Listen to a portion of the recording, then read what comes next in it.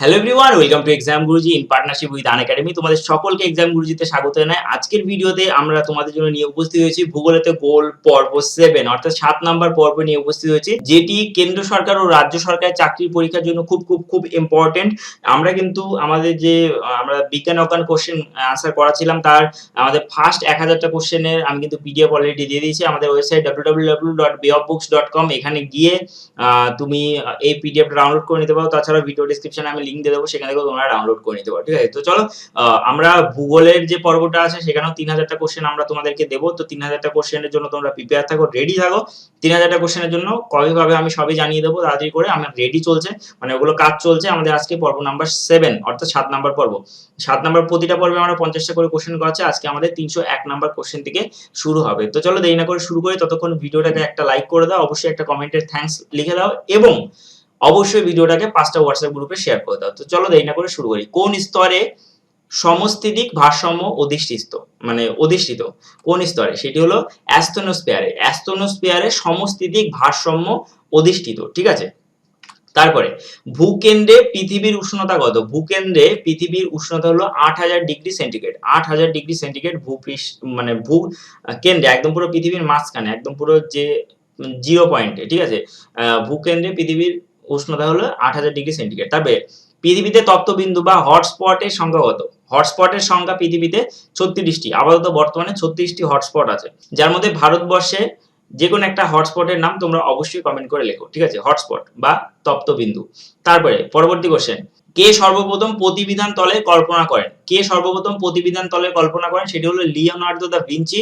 খ্রিস্টীয় 15 শতকে প্রথম প্রতিবিধান তলের কল্পনা করেন। ঠিক আছে, একটি থলয়েডের উদাহরণ কি? একটি থলয়েডের উদাহরণ হলো ক্যারিবিয়ান সাগরের ম্যাটার্নিক দ্বীপের মাউন্ট পিলি, একটি থলয়েডের উদাহরণ। ঠিক আছে, মাউন্ট পিলি, ম্যাটার্নিক দ্বীপের মাউন্ট পিলি। ঠিক আছে, তারপরে নুয়ে আর্দেন্তির গতিবেগ কত? নুয়ে আর্দেন্তির গতিবেগ হলো 40 থেকে 50 মিটার পার সেকেন্ড। ঠিক আছে, তারপরে ইন্দো অস্ট্রীয় ও ইউরোশীয় পাতের সূচার লাইন, ঠিক আছে, কাকে ধরা হয়? ইন্দো অস্ট্রেলীয় এবং ইউরোশীয় পাত, এই দুটো সূচার লাইন কোনটাকে ধরা হয়? সেটি হলো সিন্ধু উপত্যকাকে। ঠিক আছে, সেটি হলো সিন্ধু উপত্যকাকে। তারপরে কবজে হলো ভেঙে পড়া মরুস্তম্ভ, এটা কার উক্তি? কবজে হলো ভেঙে পড়া মরুস্তম্ভ, এটি হলো ভূবিজ্ঞানী এম এফ থমাসের উক্তি। এম এফ থমাসের উক্তি, ভূবিজ্ঞানী এম এফ থমাসের উক্তি। পরবর্তী কোশ্চেন, মৃত্তিকা বিজ্ঞানী সিএফএস শার্প 1938 সালে বিসর্পণকে কয় ভাগে ভাগ করে? সেটি হলো বিসর্পণকে 5 ভাগে ভাগ করে। ঠিক আছে, মৃত্তিকা বিজ্ঞানী সিএসএফ শার্প 1938 সালে বিসর্পণকে 5 ভাগে ভাগ করে। ইউরোপীয় ও ভারতীয় উপদ্বীপীয় পাতের যে সীমান্ত, কিরূপ পাত সীমান্তের উদাহরণ? সেটি হলো অভিসারী পাত সীমান্তের উদাহরণ। ইউরোপীয় ও ভারতীয় যে পাত সেটি হলো উপদ্বীপীয় যে পাত সেটি হলো অভিসারী পাতের সীমান্তের উদাহরণ। পরবর্তী কোশ্চেন, ভূ ভাস্কর্যের কত অংশ নদীর স্বাভাবিক কার্যের দ্বারা সাধিত হয়? সেটি হলো ভূ ভাস্কর্য, মাটিতে যে ভাস্কর্য তৈরি হয় বা মাটির যে ভূমিরূপ তৈরি হয় সেটি হলো ভূমি ভাস্কর্য। সেটি হলো 70% নদীর দ্বারাই তৈরি হয়, নদীর প্রবাহের দ্বারা তৈরি হয়। তারপরে ওপেল কিরূপ পাললিক শিলা? ওপেল হলো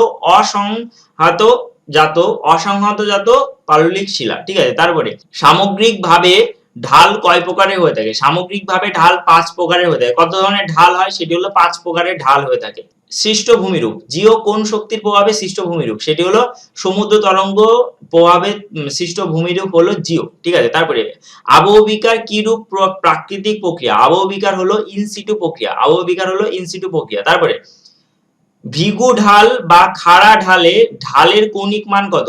ভিগু ঢাল বা খাড়া ঢালে ঢালের কৌণিক মান হলো 40 ডিগ্রি। 40 ডিগ্রি বা তার অধিক, 40 ডিগ্রি বা তার বেশি। ঠিক আছে, ঢালের কৌণিক মান 40 ডিগ্রি বা তার বেশি। তারপরে নদী মঞ্চ কয় প্রকার? নদী মঞ্চ 2 প্রকার, জোড়া নদী মঞ্চ ও বিজোড় নদী মঞ্চ বা জোড় নদী মঞ্চ ও বিজোড় নদী মঞ্চ। ঠিক আছে, তারপরে জেটি হ্যাক কতবার ভূমিরূপ বিবর্তনের অচক্রীয় ধারণা সম্পর্কে তার মতবাদ ব্যক্ত করেন?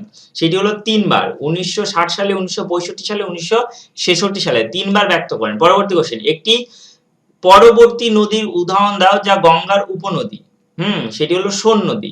সোন নদী হলো গঙ্গার উপনদী। তারপরে কর্দম প্রবাহ কোন আহ অঞ্চলে অধিক সক্রিয়, কর্দম প্রবাহ আর্দ্র ও উপক্রান্তীয় অঞ্চলে অধিক সক্রিয়, আর্দ্র ও উপক্রান্তীয় অঞ্চলে অধিক সক্রিয়। তারপরে প্রকৃতি মানুষকে নিয়ন্ত্রণ করলেও তার মূলে রয়েছে ঐশ্বরিক ইচ্ছা। এরূপ মতবাদ ভৌগোলিক চিন্তায় কি নামে পরিচিত? সেটি হলো থিওক্র্যাটিক মতবাদ। এটি হলো থিওক্র্যাটিক মতবাদ, ঠিক আছে। তারপরে কোন পটভূমিতে মূলক ভূগোলের সূচনা হয়? কোন পটভূমিতে মূলক ভূগোলের সূচনা হয়? সেটি হলো মার্কিন যুক্তরাষ্ট্রের ভিয়েতনাম যুদ্ধ ও কৃষ্ণাঙ্গদের সামাজিক অধিকার লাভের আন্দোলনের পটভূমিতে মূলক ভূগোলের সূচনা হয়, ঠিক আছে। পরবর্তী কোশ্চেন, কোন দশক থেকে ভূগোলের ব্যাপকভাবে স্ট্যাটিস্টিক এর ব্যবহার আরম্ভ হয়? সেটি হলো 1950-60 এর দশক থেকে স্ট্যাটিস্টিক এর ব্যবহার শুরু হয় ভূগোলে। তারপরে বিশ্বের সবথেকে বিজ্ঞানসম্মত চিন্তার যে সমাজবিদ কে? সেটি হলো কার্ল মার্কস।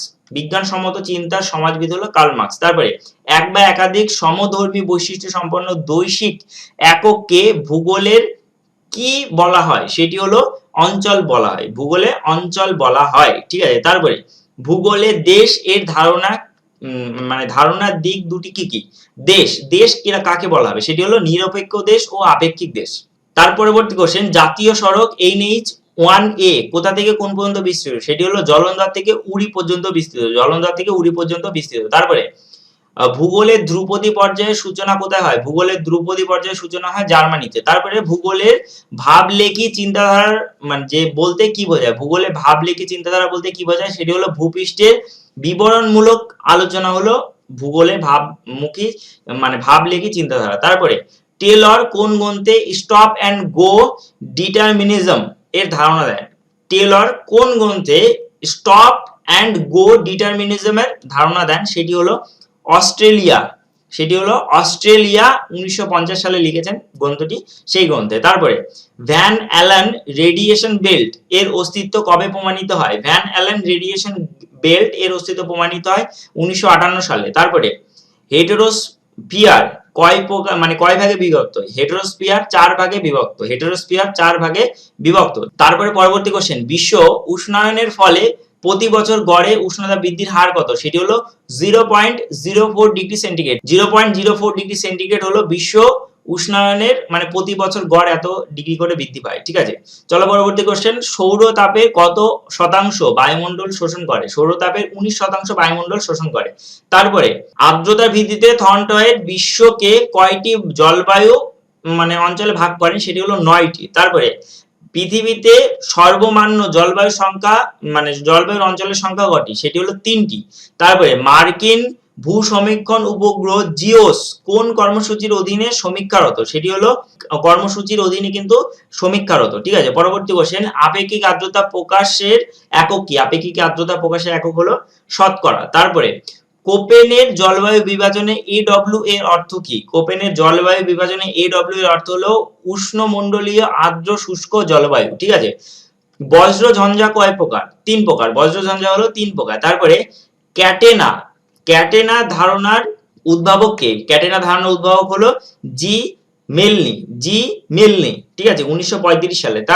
তারপরে মাটির গঠন অনুযায়ী মাটিকে কয় ভাগে ভাগ করা হয়? সেটি হলো 12 ভাগে ভাগ করা হয় মাটির গঠন অনুযায়ী মাটিকে। তারপরে রেগোলিথ কোন অঞ্চলে অধিক গঠিত হয়? রেগোলিথ ক্রান্তীয় অঞ্চলে অধিক গঠিত হয়। কোন স্তরে প্যান গঠিত হয়? সঞ্চয় বা বি স্তরে প্যান গঠিত হয়। মৃত্তিকার কোন জল শোষণ মানে কি মৃত্তিকার কোন জল শোষণ করে উদ্ভিদ জৈবিক ক্রিয়া সম্পন্ন করে? ঠিক আছে, তো এটি হলো মৃত্তিকার কোন জল শোষণ করে? সেটি হলো কৈশিক জল। মৃত্তিকার কৈশিক জল শোষণ করে উদ্ভিদের জৈবিক ক্রিয়া উৎপন্ন করে, ঠিক আছে। আমার নাম কৌশিক, কৈশিক না, ঠিক আছে। চলো পরবর্তী কোশ্চেন, ভারতে কয়টি জৈব বৈচিত্র্য তত্ত্ববিন্দু রয়েছে? এটি হলো 4টি। 4টি কি কি তত্ত্ববিন্দু বা হটস্পট? ভারতে 4টি হটস্পট আছে, সেটি তোমরা অবশ্যই কমেন্ট করে লেখো। আমি আগে একটা জিজ্ঞেস করেছিলাম, আমি একটা বলছি না, 4টে। ভারতের 4টি হটস্পট আছে, তো 4টি হটস্পটের নাম তোমরা অবশ্যই কমেন্ট করে লেখো, ঠিক আছে। চলো পরবর্তী কোশ্চেন, শারীরবৃত্তীয় শুষ্ক মৃত্তিকার উদাহরণ কি? সেটি হলো সুন্দরবন অঞ্চলে জোয়ার ভাটার জল সিক্ত মানে কি অংশের মৃত্তিকা হলো শারীরবৃত্তীয় শুষ্ক মৃত্তিকার উদাহরণ। পরবর্তী কোশ্চেন, গুজরাটের আনন্দ নিকেতন আশ্রম কোন কর্মসূচির সাথে যুক্ত? সেটি হলো সামাজিক বনসৃজন কর্মসূচির সাথে যুক্ত। তারপরে বেল্ট অফ নো ইরোশন ধারণার প্রবক্তা কে? বেল্ট অফ নো ইরোশন ধারণার প্রবক্তা হলো আর ই হার্টন, আর ই হার্টন। তারপরে ইউফোটিক অঞ্চলে গড় গভীরতা কত? ইউফোটিক অঞ্চলে গড় গভীরতা 50 মিটার। ঠিক আছে, ইউফোটিক অঞ্চলে গড় গভীরতা 50 মিটার। তো আমাদের সাথে শেষ অবধি যুক্ত থাকার জন্য অসংখ্য অসংখ্য ধন্যবাদ তোমাদেরকে। তোমরা যদি অবশ্যই মানে কি কোনো পেইড কোর্স করতে যাও, সে ওয়েস্ট বেঙ্গল পুলিশ বলো, তারপরে WBCS বলো, কিংবা যে কোনো চাকরির জন্য অনেকে আমাদের কাছে জিজ্ঞেস করছিল আমরা কোনো পেইড কোর্স করাই কিনা, স্পেশাল কোচিং অনলাইনে। তো আমরা তো আপাতত কোনো স্পেশাল কোর্স করাচ্ছি না। তো আমরা যাদের সাথে যুক্ত পার্টনারশিপে, সেটা হচ্ছে আনএকাডেমি কিন্তু স্পেশাল কোর্স করাচ্ছে। তোমরা অতিরিক্ত জানতে অবশ্যই আমাদেরকে হোয়াটসঅ্যাপ করতে পারো 9504169945, এটাতে আমাদের হোয়াটসঅ্যাপ নাম্বার, এখানে তোমরা যোগাযোগ করতে পারো। এছাড়াও যদি তোমরা ডাইরেক্ট ভর্তি হতে চাও তাহলে অবশ্যই ভর্তি হয়ে যাও ইজি লাইভ, এই যদি কুপন কোডটা ইউজ করো তাহলে 10% ডিসকাউন্ট পেয়ে যাবে। আমি ভিডিও শেষে জানিয়ে দিচ্ছি বিস্তারিত টোটালি যে তোমরা কিভাবে যুক্ত হবে। তো অবশ্যই আমাদের সাথে শেষ অবধি যুক্ত থাকার জন্য তোমাদের অসংখ্য অসংখ্য ধন্যবাদ। তোমাদের সাথে আবার দেখা হবে পরবর্তী ভিডিওতে। ততক্ষণ আমাদের অন্যান্য ভিডিওগুলো দেখতে থাকো, এই ভিডিওগুলিকে শেয়ার করতে থাকো এবং অবশ্যই ভিডিওটিকে লাইক এবং কমেন্ট করতে ভুলবে না। আজকের জন্য এই পর্যন্ত। Thank you for watching this video once again and bye. দেখো, WBPSC এর আন্ডারে যদি তুমি সাবস্ক্রিপশন নাও, সেক্ষেত্রে পশ্চিমবঙ্গের সমস্ত চাকরি পরীক্ষা তোমরা কভার করতে পারবে। টপ এডুকেটরদের দিয়ে এখানে কিন্তু ক্লাস করানো হয় WBPSC এর আন্ডারে। তুমি প্রথমে ফ্রি ক্লাসগুলো করে নিতে পারো, যে স্পেশাল ক্লাসগুলো 1 ঘন্টার করে ব্যাচ আছে, সেই ক্লাসগুলো তোমরা করে নিতে পারো। তোমরা দেখতেই পাচ্ছ বিভিন্ন টপ এডুকেটরদের দিয়ে এখানে ক্লাস করানো হয়। প্রায় 40টার উপর টপ এডুকেটরকে দিয়ে এখানে ক্লাস করানো হয় এবং টোটালি টপিক ওয়াইজ এখানে ক্লাস করানো হবে, যেমন কোয়ান্টিটিভ অ্যাপটিটিউড, হিস্ট্রি, পলিটি, তারপরে সিলেবাস প্রিপারেশন, ল্যাঙ্গুয়েজ, তারপরে science and technology, economics, reasoning, সমস্ত কিছু নিয়ে এখানে ক্লাস করানো হবে। টপিক আরো আছে, যেমন current affairs, geography, mock test থাকবে, ওয়েস্ট বেঙ্গল স্পেসিফিক ক্লাস থাকবে হিস্ট্রি, জিওগ্রাফির উপর। যারা অপশনাল পেপার নিয়ে পড়ছো তাদের জন্য খুবই উপকারিতা।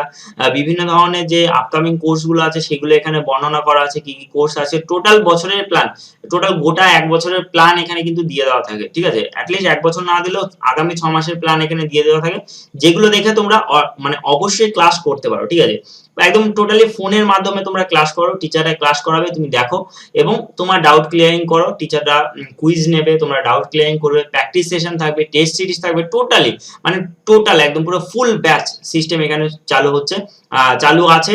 এবং অবশ্যই তোমরা সেখানে প্রস্তুতি নাও এবং ফ্ল্যাট 10% ডিসকাউন্ট পাওয়ার জন্য অবশ্যই এক্সাম গুরুজি কুপন কোড ইউজ করো। সেক্ষেত্রে 1 বছরের কোর্স নিলে 6300 টাকাতে হয়ে যাবে এবং 2 বছরের কোর্স নিলে 7500 টাকাতে প্রাইতে হয়ে যাবে। ঠিক আছে, এটা তোমাদেরকে একবারে পেমেন্ট করতে হবে। তাছাড়াও যদি তোমাদের HDFC র কার্ড থাকে, এটিএম কার্ড বা ডেবিট কার্ড, তাহলে তোমরা মান্থলি পেমেন্ট করতে পারো, এটা তোমাদের একটা সুবিধা থাকবে। তো চলো, let's crack it, this is your Unacademy, subscribe now. তো তোমরা আনএকাডেমি অ্যাপটা প্লে স্টোর থেকে ডাউনলোড করো, ফ্রি ক্লাসগুলো প্রথমে করো WBPSC এর আন্ডারে, তারপরে বলবো যে তোমরা নাও এই যে কোর্সটা আছে সেই কোর্সটা। অতিরিক্ত জানতে আমাদেরকে তোমরা হোয়াটসঅ্যাপ করতে পারো 9504169945 এ। হোয়াটসঅ্যাপ করলে আমরা তোমাদেরকে বিস্তারিত জানিয়ে দেবো এই বিষয়ে, কিভাবে তোমরা কোর্স নেবে, কোন কোর্সটা তোমাদের ভালো, কোন টিচার ক্লাসগুলো তোমরা করতে পারবে, এগুলো টোটালি আমরা বর্ণনা করে দেবো। ঠিক আছে, তো আজকের জন্য এই পর্যন্ত। Thank you for watching this video once again and by.